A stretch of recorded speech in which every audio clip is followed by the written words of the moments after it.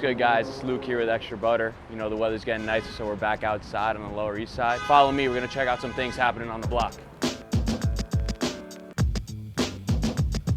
What up guys, it's Bernie from Extra Butter. We're here right down the block from the EB shop, 98 Orchard at the Legacy Gallery. And we're at the Fine Art Hip Hop and Rock the Bells 50 years of hip hop flyers. We're here live with Tramp Daly and Prime Minister Sinister Pete Nice of the legendary Third Base.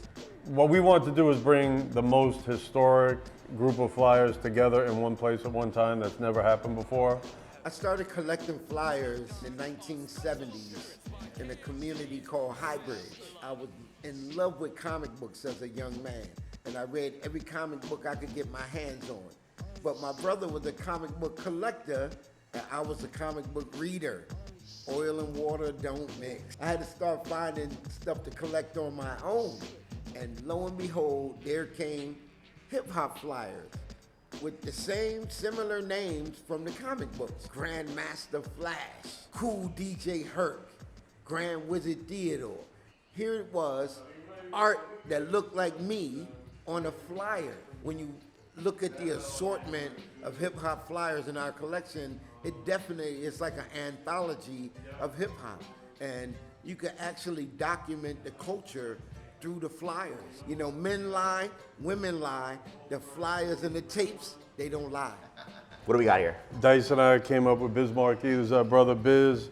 This is Biz Markie's flyer collection that his wife Tara, she was generous enough to loan this to us to display. So Biz Markie was one of the ultimate collectors.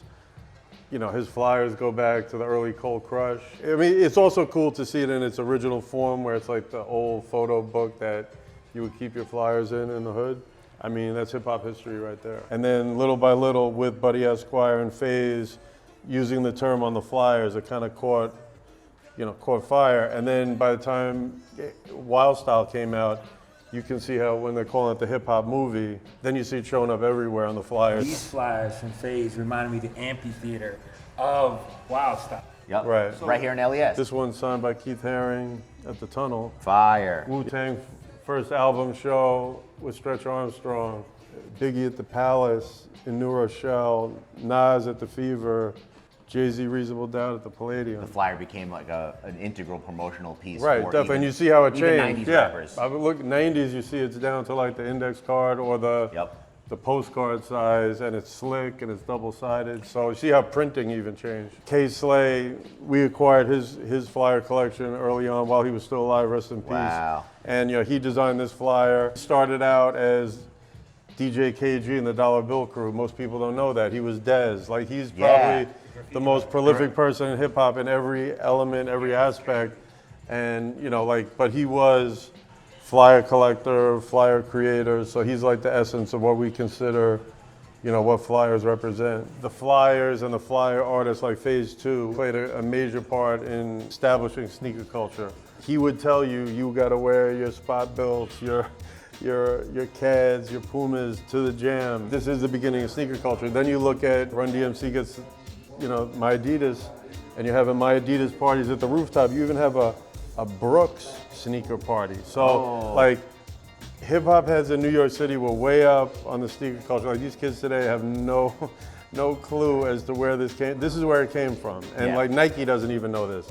Like they can thank Phase 2, all these guys, but particularly Phase 2 and Mike and Dave, the promoters, who really were the force behind, you know, Sneaker Ball, Sneaker Jam. This is a huge show poster from England when we were out in Brixton Academy with PE on tour in 1990, Fear of a Black Planet tour. I'm peeping a couple of flyers with Third Base in here. You got Third Base. Look at that. You got even KMD. We got Doom when he was opening up for us with Nicky D. For those that don't know, KMD is the original group that Doom is from. I had to rock the jersey because. You got right here. That's Zev Love X. Pete's close Daniel relationship Turnaround. with Doomale. Doomale.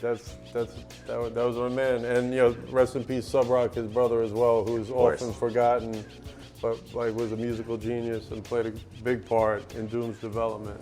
In Las Vegas at a clothing convention in '99. Wow.